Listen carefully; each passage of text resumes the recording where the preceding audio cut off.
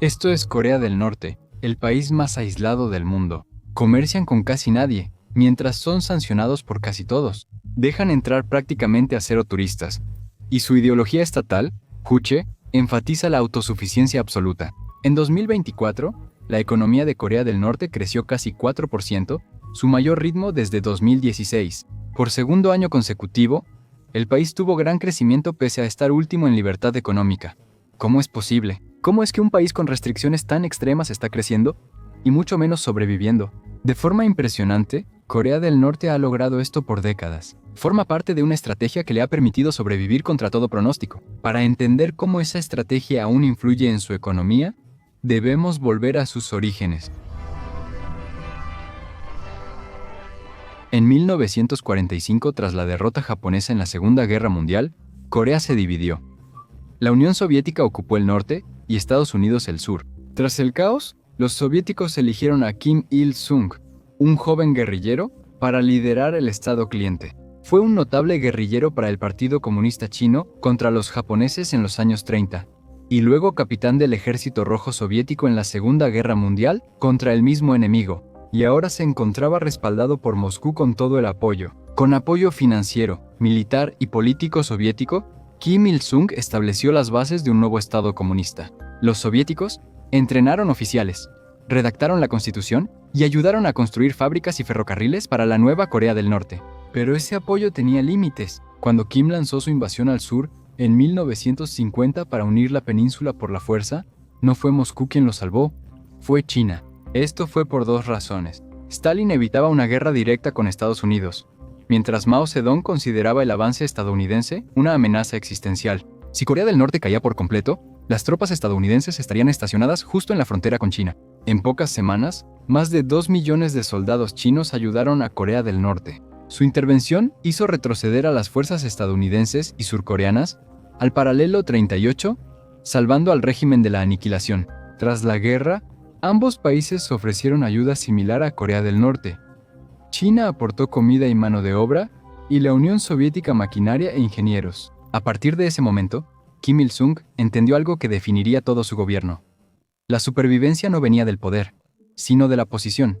Déjame explicar. Mientras Corea del Norte estuviera entre dos potencias comunistas, las número 2 y 3 del mundo, podía beneficiarse de ellas. Mira, aunque hoy en día Rusia y China suelen verse como socios cercanos contra Occidente, hubo un tiempo en que su relación estaba lejos de ser simple. A principios de la década de 1960, las relaciones entre las dos potencias se deterioraron debido a sus diferentes interpretaciones del socialismo, lo que llevó a lo que se conoció como la ruptura sino-soviética. En este periodo, Corea del Norte fue calculadora para sobrevivir y prosperar. En ese momento recibían apoyo de ambos países y no querían perder ninguno. Oficialmente eran neutrales en esta división, pero en la diplomacia de la Guerra Fría, ser neutral no era ser invisible. Y ambos países podían darse cuenta hacia dónde se inclinaba Pyongyang por su lenguaje, políticas y comportamiento. Corea del Norte mostró mayor cercanía con China cuando sus medios criticaron el chauvinismo de las grandes potencias.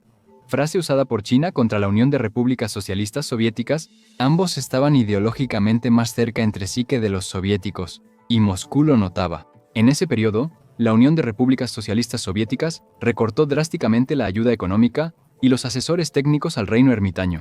Y los coreanos dependieron más de los chinos para llenar esos vacíos.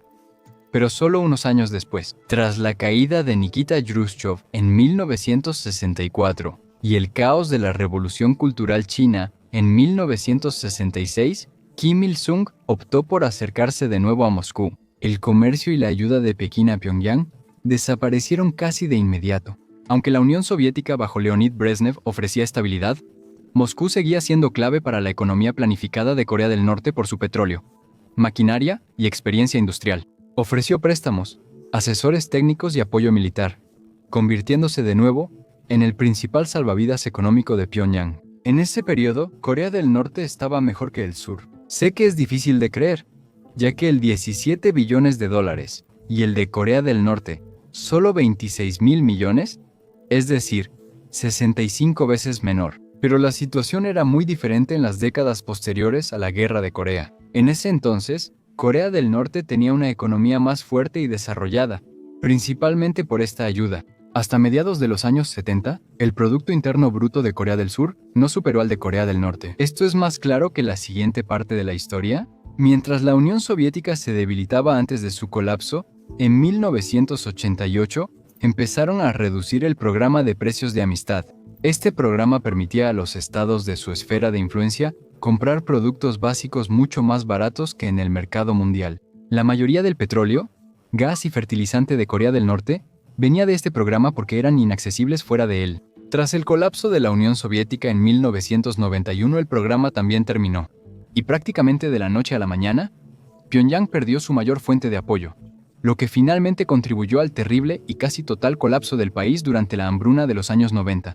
Hubo entre 50.000 y 3 millones de muertes en solo 5 años, lo cual es enorme en una población de apenas 22 millones en ese momento. Fue durante este tiempo que su mayor fuente de ayuda en realidad vino de Estados Unidos, a pesar de ser rivales. Al entrar en los años 2000, vemos que Corea del Norte cambia una vez más, esta vez de regreso al lado chino. La Rusia postsoviética cambió drásticamente su política exterior. Reconoció a Corea del Sur en 1990, antes de la disolución total de la Unión de Repúblicas Socialistas Soviéticas, cortaron casi toda la ayuda al norte, y como resultado, Corea del Norte volvió a depender de China, ya que era el último aliado socialista dispuesto a apoyarla.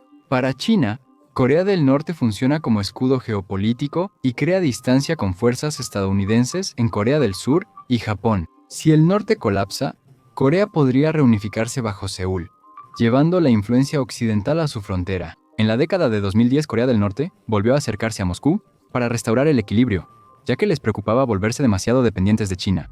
Rusia vio esto como una forma estratégica de aumentar su influencia en Asia ante Estados Unidos. Y eso realmente nos lleva al presente, donde Corea del Norte está siendo respaldada tanto por China como por Rusia. Como vemos, su ideología de Juche o autosuficiencia es realmente una fachada. Si analizamos por qué su economía ha crecido tanto últimamente, hay varias razones. Algunas son conocidas, otras ilícitas.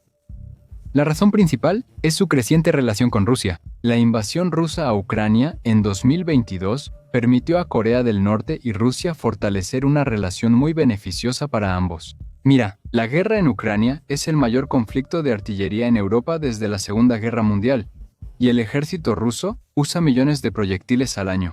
La producción nacional es limitada, y las reservas previas a la guerra se agotaron rápido. Las sanciones impiden que Rusia compre municiones en la mayoría de países, así que todas estas cosas hacen que Corea del Norte sea el socio perfecto para suplir esto.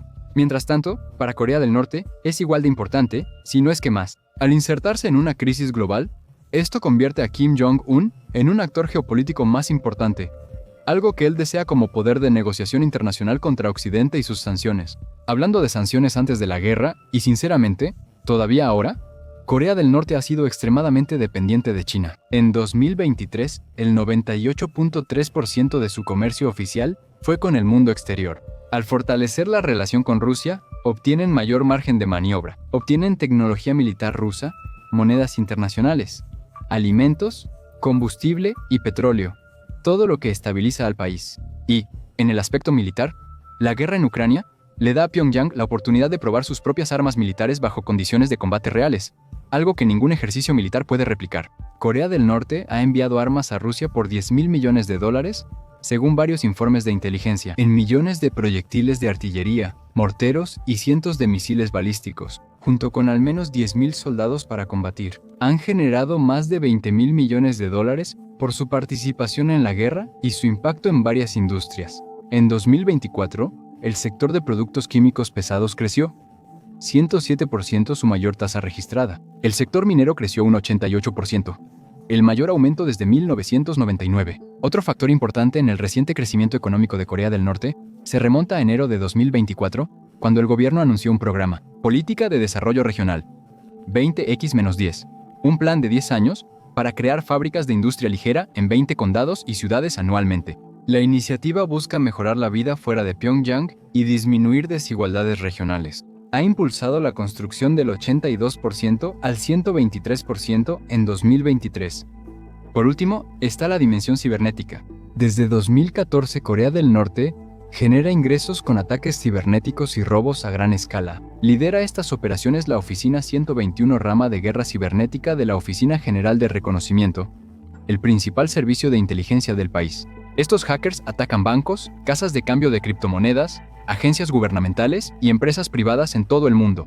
Su unidad más famosa es conocida como el Grupo Lázaro. En 2025, se robaron más de $2.000 millones, 134.000 millones en 2024, un 103% más que en 2023 y sigue en aumento. Kim Jong-un convirtió a Corea del Norte en la principal amenaza cibernética estatal para los servicios financieros globales. Las cosas parecen ir en ascenso para el reino ermitaño. En mayo de 2025, la Agencia de Inteligencia de Defensa de Estados Unidos consideró que Corea del Norte tenía su mejor posición estratégica en décadas. La decisión de Kim Jong-un de respaldar a Rusia en la guerra contra Ucrania ha aumentado notablemente su estatus. En un discurso durante el 80 aniversario de la creación del gobernante Partido de los Trabajadores de Corea, Kim prometió transformar el país en, cito, el mejor paraíso socialista del mundo. Y aunque eso probablemente sea imposible, considerando, todo, será interesante ver cómo la economía de Corea del Norte sigue transformándose. Gracias por ver y no olvides suscribirte para más contenido como este. Nos vemos en el próximo video.